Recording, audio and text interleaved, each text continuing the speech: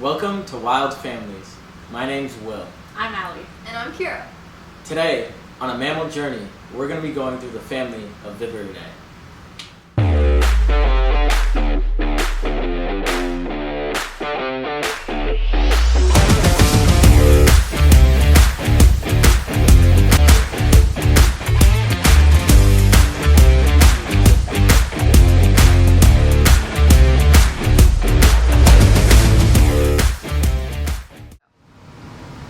Viverridae, an old and primitive carnivore family with scarce fossil records and its place of origin unknown due to its diversification during the Miocene epoch. What are Viverridae? Viverridae are civets and genets, which are part of the order Carnivora, part of the suborder Feliiform. They are medium-sized cat-like carnivores with long bodies and short legs. Hey, I was just reading about their habitat.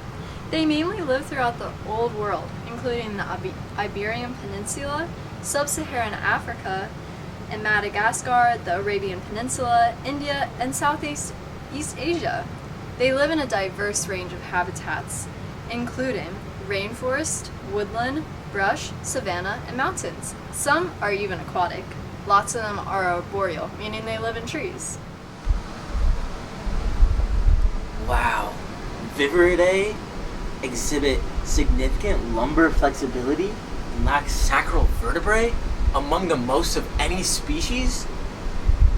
They have the least thoracic vertebrae and the most lumbar vertebrae. This helps with their back flexibility, just like a cat. They have the largest degree of sagittal bending, like Felidae and even Mustelidae. Some other key features of Viverridae are that they are nocturnal hunters, meaning that they prey on other animals, but some also consume fruit, roots, and nuts. Many are arboreal, like I said, but it's important to note that not all are. This is exactly what a male Viverridae would be doing at night. Being awake and hunting for food. Most species have relatively small heads with short, pointed, or even semi-pointed, erect ears, and a relatively long, pointed muzzle. Their eyes are medium size. Most species have stripes, spots, or bands on their bodies, and their tails are often ringed with contrasting colors. They also have retractile claws for climbing. Why would they have colored bodies? Don't look at me. I don't know. I do! The color of their fur is a form of crypsis to be able to hide from predators. They're mostly arboreal, so having this brown stripy fur really blends in with trees. That's also why they have retractable claws. It helps it make it easy to climb the trees. Some are terrestrial, and there's even a few that live in aquatic environments. Whoa, there's some really cool pictures right here. Wow, those explain the skull indentation really well. So, Viverridae all have well-developed carnassials? Their last molars aren't constricted, and they have no medium lacerate foramen? Whoa, some of them also have a tapetum lucidum? Oh, it says right here that civets typically have a tapetum lucidum. Oh. Huh. Their dental formula is 3-3-1-1. 3-4-3-4-1-2-1-2, which is often 32 to 40 teeth. That makes a lot of sense for a carnivore. But they have 6 incisors in each jaw, and molars with 2 tubercular grinders behind the upper jaw and 1 in the lower jaw. I wonder why the tongue is rough with sharp prickles. What do they eat? I know their diet. They mainly eat small invertebrates, like small rodents, and they also eat some birds, and the birds is eggs, and they also like to eat insects, and some are even frugivorous. Oh. Thank you. Thank you.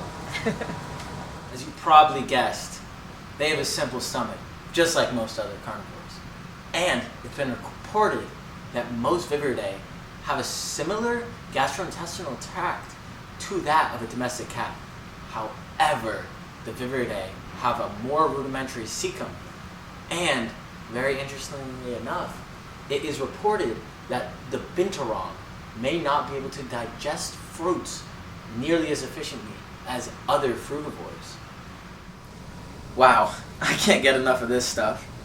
It says right here that their olfactory system has a large olfactory bulb for communication between conspecifics and hunting. That sounds like scent marking. Do you know if they scent mark? They do. We'll talk about that later, though. But in their auditory bulla, the demarcation between ectotympanic and endotympanic parts of the bulla is clear. This means that in the family, it is oblique to the long axis of the skull, or it's perpendicular to the axis in members of the family Herpistidae. We'll learn about those in another episode. The ectotympanic part of the bulla is much smaller than the endotympanic part. And that is special. Most species don't have that, especially hirsupids. A medium lacerate foramen is also absent. Their senses of sight, smell, and hearing are all well developed. Kind of like their tail. But only one species has a prehensile tail, the binturong. That's weird. Why would a carnivore have a prehensile tail? Only 2 carnivores have a prehensile tail. Do you know why that is? It's probably because they're arboreal. They need it for balance and to be able to hold themselves up with all of their weight on their tail. Whoa. I know, right? Isn't the binturong a palm civet? It is, and they mainly like to eat fruit, so I think it makes sense that they're mostly in trees. Just like New World monkeys. Yeah. Wow. Crazy. Speaking of binturongs, picture this. All female binturongs are 20% larger than the male. Ugh. Another fact that has to do with Viverridae reproductive anatomy is that all viverids have a baculum, which is a penis bone, which is helpful for fertilization. And most other Feliformidae have baculums as well. That is most likely due to them being solitary. To clarify, the baculum is a penis bone that supports prolonged intromission after ejaculation, meaning that it might be able to deliver sperm optimally or displace rival male sperm. This is beneficial because they are solitary and they don't see each other very often, and so it helps increase the success of mating. Give me some space. They're mainly solitary. The only time you ever see them come together is for breeding, which happens commonly in the wet summer months when there's lots of insects. This makes sense because the females need a lot of energy whenever they're reproducing, especially for lactation. As we talked about earlier, they have perennial glands. This helps with scent marking and communicating. They can let other conspecifics know when they're ready to breed, what their territory is, or when they need to be left on their own. They also deposit their feces in a pile as another means of marking what their territory is and possibly to attract mates. Speaking of scent marking, most Viverridae have anal and perennial glands, but most just have perennial glands. And they have a perennial sac, which helps with this. It is in between the front of their body and the back of their body.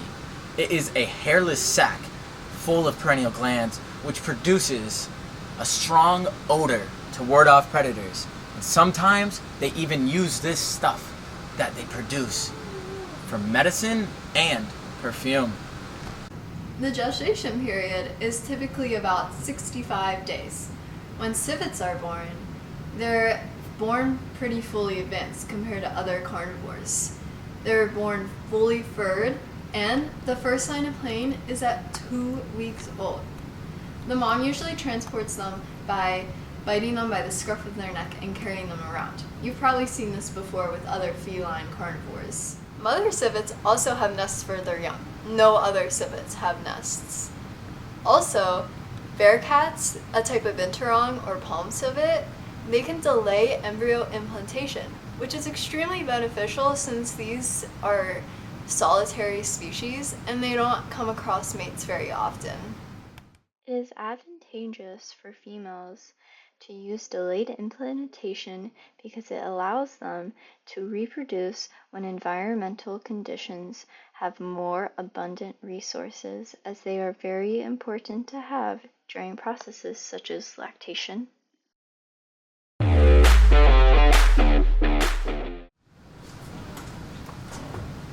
You'll never believe what I just found. I just found some specialized adaptations, and some are even species specific. These are for climbing, swimming, and burrowing. Most species, as we know, are arboreal, but some rarely climb. As we already discussed, a species-specific trait would be similar to what the binturong has in a prehensile tail.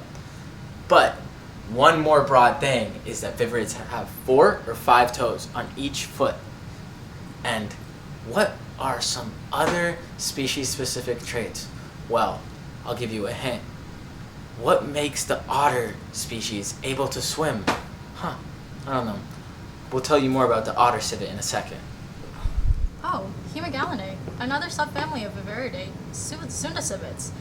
Both Hemigallinae and Paradoxurinae diverged from other viverids during the Oligocene or early Miocene, 24.8 million years ago. This coincides with climatic, vegetational, and geological shifts in Asia. This transition from temperate to tropical climates and expansion of rainforests across the Cinder Shelf. Oh, hey there! The adaptations of the otter civet include a long snout and whiskers to help them detect prey underwater, webbed feet to help them swim, a carnivorous diet on aquatic organisms like mollusks, and nocturnal behavior to adapt to hunting in low-light conditions. Their arboreal abilities, like climbing trees, can help them escape predators or access other food sources. Paradoxurinae, another subfamily of Viverridae, palm civets and binturongs. Their evolution is closely related to Hemigallinae, which indicates a more recent common ancestor compared to other viverids.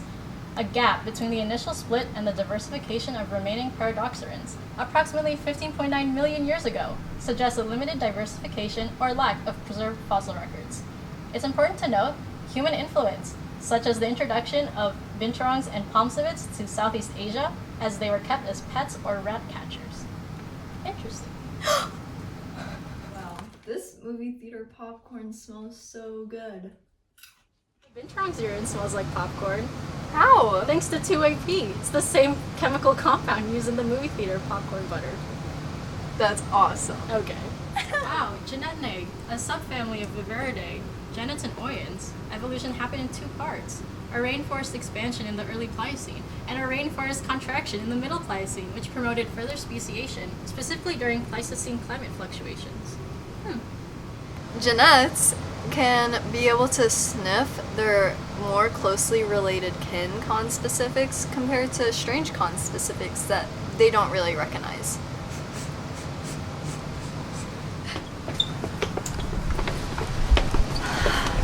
Male genets can also be able to determine what stage of estrus cycle their female counterparts are in based on olfactory cues. Viverridae, large terrestrial civets, their fossil record is very sparse, especially for Asian lineages. But extant species bear striking resemblance to fossil counterparts. This indicates that their skeletal morphology and tooth structure have remained relatively consistent over millions of years. It suggests that diversification within Viverridae is attributed to ecological specialization or niche partitioning rather than drastic skeletal changes. As we know, mammals have a very strong relationship with humans, and we see this a lot with civets. As we talked about, their perennial glands make an extremely nice scent for humans, and that's why they often hold civets captive to be able to make perfume to sell to other people. Another example is Asian palm civets being used to make coffee beans. They feast on the ripest and highest quality coffee beans, and after they consume and then they deposit their feces, people collect this and roast it in order to make coffee beans. It has such a unique taste because the coffee beans ferment within the Asian palm civets, creating a very smooth, light, and almost pillowy texture when you're drinking this coffee.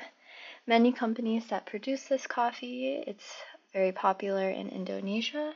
They claim that they are collecting this from wild civets, but it's been found that many of these civets are actually being held captive.